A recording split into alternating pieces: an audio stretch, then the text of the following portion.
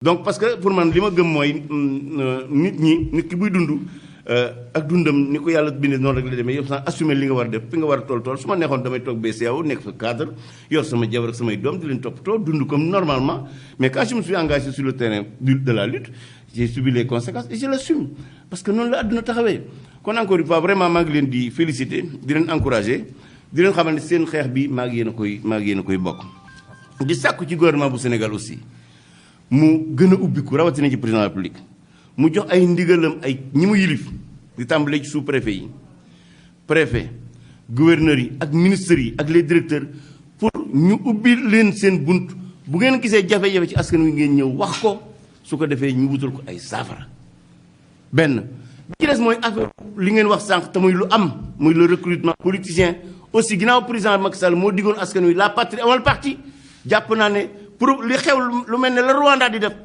Sénégal moo ko dax ginnaaw nag ñu ngi toppandoo Rwanda ci cleaning day di ko toppandoo ci fast track war nañ ko toppandoo ci recrutement non politicien des agents de la fonction publique parce que loolu moom boobu ñoom ñi ngi koy pratiquer muy lu wér amul benn Rwandais bu ñuy recruter boo xam ne sur la base politique la ñu recruter mieux même commission bi nga xam ne mooy def affaire recrutement dañ koo tere mu déglu ab ministre wala président de la République c'est-à-dire bu fekkee da nga faa nekk te maanaam ñu jox la ay instruction yu jógewul ci ñi bokk ci commission bi yow mën nañu la cee sanctionné mën nañu ci sax dàq ba jàpp la kon encore une fois jàpp naa ne loolu li muy laaj mooy il faut que ñu réformer suñu état bi ba mu nekk état boo xam ne dafay nekkal ngir saafara soxlay askan wi parce que ñun dañ fiy jógee fii Blaise Diagne jaar na fi Ngalandou Diouf jaar na fi Lamine Gueye jaar na fi Senghor Abdou Diouf Abdoulaye Wade tey jii Macky Sall moo fi nekk li nga xam ne jàpp naa ne moom la war a yittewoo mooy def fi loo xam ne askan wi ëllëg daañu ko fàttaliku bokk na ci nag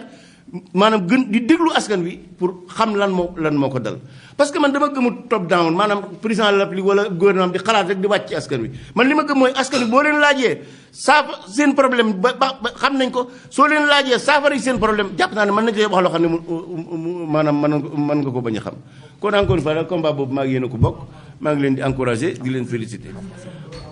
Alors, donc je voudrais commencer d'abord par saluer l'ensemble des journalistes qui sont ici présents, saluer les membres du Front Multilutte et particulièrement mon camarade Guy Marius Sagna et le remercier de cette rencontre qui est une occasion pour moi de réaffirmer mon soutien aux luttes qu'il mène, aux combats qu'il mène et qui sont des combats d'intérêt national parce que c'est des combats qui portent sur l'amélioration des conditions de vie des Sénégalais. C'est des combats qui portent sur des revendications par rapport à des injustices dont certains de nos compatriotes sont victimes. Ce combat, pour moi, c'est un combat noble que tout parti politique doit mener, que tout acteur politique doit mener. Malheureusement, ce qu'on constate, c'est que à ce niveau-là, les partis politiques, d'une manière générale, sont en train de faillir. Parce que si les partis politiques, notamment les partis au pouvoir, jouaient pleinement leur rôle d'écouter les populations, certainement, quand elles auront des problèmes, elles ne se rendraient pas, soit dans les télés ou dans la radio, ou bien au niveau de la société civile. Et donc, cette lutte-là que vous menez, pour moi, la mission essentielle d'un parti politique, c'est d'être le lien, s'il est au pouvoir notamment, le lien entre les populations et le pouvoir. Et malheureusement, à ce niveau, nous ne jouons pas ce jeu-là. Et pour ce qui concerne les recrutements politiciens que vous avez dénoncés, je crois que si l'Alliance pour la République avait respecté son engagement du concept la patrie avant le parti, on n'en serait pas là. Dans ce cas, moi je l'ai toujours demandé et j'insiste encore une fois pour qu'on trouve des mécanismes pour que les choix des fonctionnaires soient des choix les plus démocratiques. Autrement dit, ce qu'on pratique au niveau des enseignants, la gestion démocratique des enseignants, il faut qu'on l'introduise au niveau de la fonction publique. Arriver à faire de telle sorte que tout poste vacant soit pourvu après appel à candidature. Ça permettra donc de rendre l'administration beaucoup plus neutre sur le plan politique, sur le plan confessionnel, sur le plan ethnique et sur le plan régional. Pour ce qui concerne la spéculation foncière, de mon point de vue, une réforme de grande envergure doit être menée pour permettre aux populations qui sont impactées dans des projets au niveau de leur commune, que ces populations puissent être consultées avant que le conseil municipal ne délibère. Le président aujourd'hui a dépouillé d'une certaine manière les conseils municipaux et permet au préfet de prendre en charge ce type de questions, ou bien le gouverneur. Pour moi, c'est les populations qu'il faut d'abord impliquer dans la gouvernance des ressources naturelles. Dans la mesure où, dans la Constitution de 2016, on a mis une réforme majeure, à savoir que les ressources naturelles appartiennent au peuple sénégalais. À ce niveau, je crois qu'on arrive à permettre aux populations de pouvoir en cas, donner leur point de vue avant toute réforme. Pour ce qui concerne aussi la gestion des forages, à mon avis, c'est le gouvernement qui doit organiser les populations, les former, mettre en place des coopératives dans chaque commune pour former donc les gens sur le plan technique, mais aussi les former sur le plan de la gestion financière pour prendre en charge les forages. Je crois que c'est mieux que de donner ça à des gens qui viennent exclusivement pour chercher de l'argent. Et cela est d'autant plus normal que de mon point de vue, même le contrat que nous avons signé avec des Européens, pour moi ça n'a pas de sens. 60 ans après l'indépendance, le Sénégal doit être en mesure, de mon point de vue, de gérer son eau, ce qui n'est pas encore le cas. Et pour ce qui concerne maintenant la campagne agricole, aujourd'hui, le gouvernement avait fixé un prix de 250 francs. Et à côté, il y a des Sénégalais et même des étrangers qui proposent plus de 300 francs. Et malheureusement, aujourd'hui, le gouvernement est en train de vouloir tordre la main aux paysans pour qu'ils vendent le prix, en tout cas, inférieur à 300 francs. Je crois que cela ne me semble pas être juste. À mon avis, les populations, les paysans, les cultivateurs d'arachide sont eux qui ont trouvé les semences, qui ont cultivé leurs champs. Et de mon point de vue, s'ils trouvent un prix le mieux offrant, le mieux disant, de mon point de vue, c'est à lui-là qu'il doit céder leur récolte. Et non qu'on le fasse sous forme de contrainte pour aider la Sonacos à trouver des graines. Pour moi, si la Sonacos veut avoir de l'huile, il faut qu'elle trouve les moyens pour se procurer elle-même sa matière première. Pourquoi la compagnie sucrière sénégalaise, pour produire du sucre, cultive de la canne, mais la Sonacos doit pouvoir cultiver de l'arachide pour se donner de la matière première et les triturer et trouver en tout cas avoir suffisamment d'eau, d'arachide pour produire de l'huile.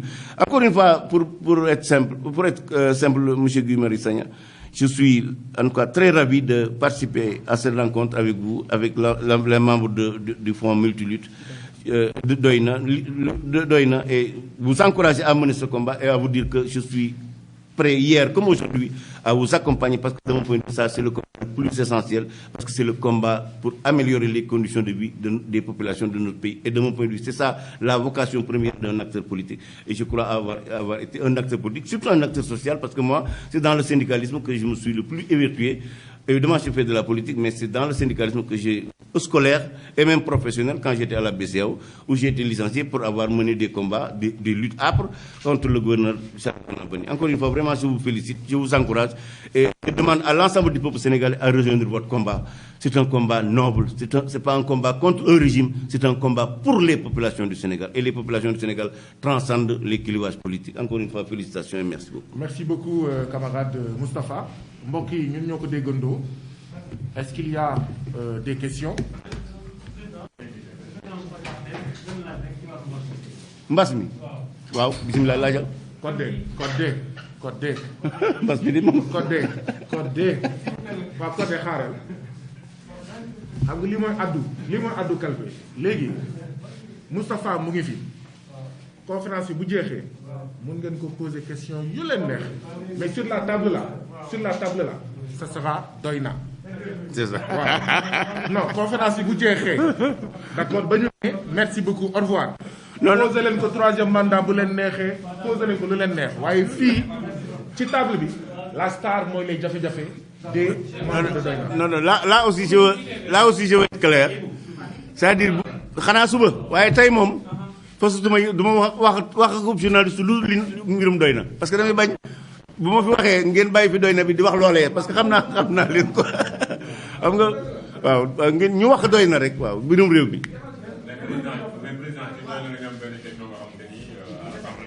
aywa. vers le vote. mooy vote bi ñu ko affaire. Ah siège, ok. waaw xam nga ah mais yéen. waa xaar leen.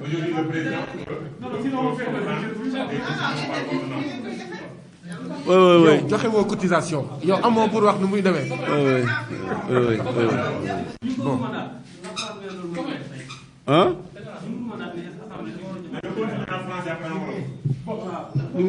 nga ne lu ñuy bëgg. mooy état d'urgence bi ak état de siège.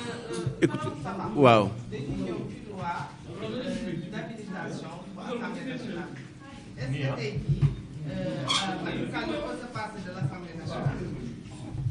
Est-ce que la loi d'habilitation est nécessaire? Écoutez, pour ce qui me concerne, je crois que déjà même la première loi d'habilitation pour moi a été même excessive. Il y avait des domaines qui ont été inclus dans cette loi et qui, de mon point de vue, n'étaient pas nécessaires. Ma position d'hier reste celle d'aujourd'hui. À mon avis, le président n'a pas besoin de confiner l'Assemblée nationale sous prétexte de lutter contre la Covid. On connaît des pays autres que le Sénégal, on rencontre le même problème, malgré tout les institutions continuent à fonctionner. D'autant plus que le président dispose d'une majorité écrasante à l'Assemblée nationale, il ne rencontrera aucune difficulté à faire passer ces lois. Pour moi, vraiment, donner au président de la République une loi qui l'habilite à se substituer à l'Assemblée nationale pour agir, de mon point de vue, c'est antidémocratique et c'est un recul qui, de mon point de vue, doit être combattu. Parce que quand même le Sénégal a des institutions, des pouvoirs séparés. De mon point de vue, chaque institution doit remplir sa mission constitutionnelle et sans limite à là. Si le président maintenant demande des difficultés, juste utile d'élaborer un projet de loi, de mon point de vue, l'Assemblée nationale ne s'y opposera pas. Donc, par conséquent, toute idée d'une loi qui l'habilite à agir comme bon lui semble, de mon point de vue, serait un recul démocratique. À la limite, on peut considérer ça comme un coup d'État à ce niveau-là. mbokk yi oui. mbokk yi xaar leen s'il vous plaît. waaw xaar leen. dans les contestations populaires, par exemple tel que les Guy Marius Sagna et autres. Écoutez, le président aura la République d'instaurer un couvre-feu d'un mois. Écoutez, ce serait une perte de temps. Tant qu'il y aura des colères, il y aura des manifestations de colère. Soit que l'intelligence, l'ingéniosité pour un pouvoir, c'est de trouver des réponses aux problèmes des Sénégalais. Et non à réprimer ceux qui luttent. Ça ne sert absolument à rien. Et d'ailleurs, pour ce que dit la Constitution, c'est clair. Quand le président décrète l'état d'urgence, pendant 12 jours, s'il estime qu'il doit confirmer cet état d'urgence par l'Assemblée nationale, il envoie un projet de loi. Et même par procédure d'urgence, les peuples peuvent l'adopter. Mais ce qui est le plus dangereux, c'est qu'il y a des risques même qu'un sous-préfet puisse décréter un état d'urgence dans sa sous-préfecture. Ce sera inacceptable. Le sous-préfet dans son département. Et d'ailleurs, quel est le risque que nous allons courir? Que le préfet de Dakar décrète l'état de siège, par exemple. Mais toutes les télévisions et radios ne vont plus fonctionner. Parce que nous serons dans un régime pratiquement militaire. Non. Nous avons vécu 60 ans, bon an, mal an, de démocratie et de république. Je crois que le président de la République, sa mission, en tout cas, ce que moi j'attends de lui, c'est qu'il consolide la démocratie sénégalaise. Dans la ruse et dans la manœuvre. Et ce n'est pas avec ça qu'on va construire l'émergence de notre pays. Ci mbirum loi d'habilitation pour man bu njëkk ba sax dafa ëppoon di ci dolliwaat beneen moom mën naa ñàkk rawatina ci ginnaaw président moom am na assemblée nationale majorité su amee lu mu bëgg a def loo xam ne ci loi la ko war a jaarale bu defaree projet de loi bu ko yóbbu assemblée nationale député dañ ko wote kon jàpp naa ne loi boo xam ne da koy habilité muy doxale nu ko neexee loolu jàpp naa ne Sénégal yéewul loolu parce que nag quand même 60 ans après l'indépendance Sénégal on a une vie démocratique continue état bi di fonctionner assemblée di fonctionner bon an mal an justice di fonctionner bon an mal an jàpp naa ne président Macky Sall loolu bu koy yokkut waru ko wàññi. kon encore une fois li ma koy ñaan mooy bu mu dugg ci lu mel noonu bi ci des mooy loi projet de loi bi ñu bëgg a indi pour soppi état d'urgence ak état de siège loolu jàpp naa ne sénégalais bu ne da ngaa war a jóg bañ ko. parce que nag bu ñu demee ba ab sous-préfet wala préfet wala gouverneur mën a décréter état d'urgence wala état de siège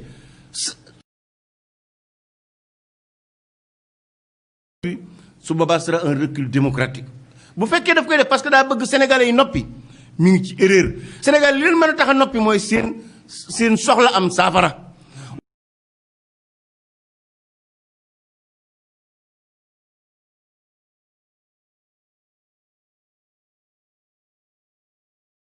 fu ñu ko waxee daañu wut neneen nuñ ko waxee te booba sera incontrôlable.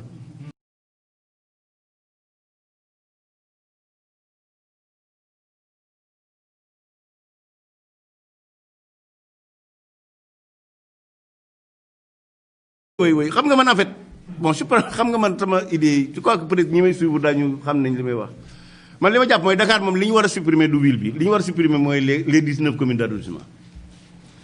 parce que en 1996 ñu 93 PDS dafa dem élection gagné Dakar législative waa parti socialiste xam ne 96 bu ñu demee élection locale PDS mën naa gagné Dakar. ñu daal tas Ndakaaru def ko 19 communes yooyu benn bu ne ab coordination PS la correspondre si Dakar am 19 communes ci superficie bu tuutee ne Ndakaaru ma jàpp ne Dakar soxla li ñu soxla woon tey 19 communes yooyu ñu wàññi ko ba mu des 4 muy les 4 arrondissements de Dakar ñu def ko 4 communes de plein exercice. su boobaa on laisse la ville parce que ville bi sa mission lan mooy liggéeyam mooy lépp loo xam ne communes yi mënuñu ko ville bi jël ko en charge dama lay jox par exemple bu dee l'éclairage public avenue Cheikh Anta Diop nga xam ne dafa traversé communes yu bari. wala VDN nga xam ne dafa traversé communes yu bari wala la Corniche nga xam ne dafa traversé communes yu bari lu mel ne les hôpitaux les lycées jàpp naa lu mel noonu mën nañu ko bàyyi commune bi mu gérer ko parce que loolu benn ci ville bi parce que benn ci commune bi mënu ko jël en charge. je crois que réforme yu mel noonu ci le président la war a jëm au lieu muy dindi ville bi parce que loolu amul benn njëriñ pour man li nga xam ne tey moo urgence mooy ñu fexe ba population yi gën a dugal seen loxo ci ni ñuy gérer seeni commune. li may wax foofu toujours nag xëy na su ma ko waxee sama mbokk politiciens dañu am dañu may mere parce que damaa jàpp ne li nga xam ne moom la Sénégal war def mooy ñu fexe ba wàññi loxoy politiciens yi ci la gestion des communes du Sénégal. dans les 557 communes 99% sont dirigées par des politiciens. or les politiciens ça ne fait même pas 1% de la population sénégalaise kon jàpp naa ne population yi ñu dëkk ci quartier yi village yi marché yi bàjjenu gox yi ASC yi ñooñu man gëm naa ne bis bu ñu leen joxee communes yi.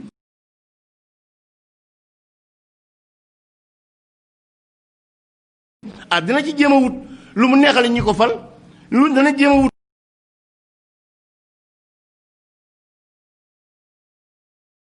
de 557 communes Sénégal 133 communes doy na sëkk maanaam arrondissement bu nañu def ko commune conseil départemental ñu dindi ko delloo si waat les conseils régionaux comme collectivité territoriale je crois que lu mel noonu dana sakkanal xaalis bi li ñu waroon a jox 557 communes boo ko joxee 133 communes jàpp naa ne mooy ëpp efficacité.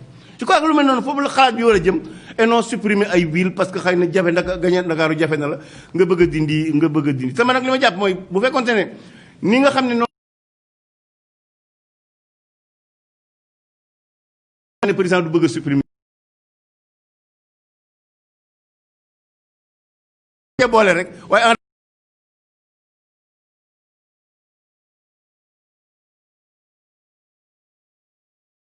nga marqué définitivement l'histoire on ne marque pas l'histoire par la politique politicienne marque l'histoire li nga koy def mooy loo xam ne di gagné ci ñu ngay dindi ville de Dakar or jàpp naa ne waa Dakar moom doon nañ gagné fekkonte ne fexe nañ ba au lieu de 19 communes mu nekk. journalistes yi ñu ngi leen di gërëm di leen di sant.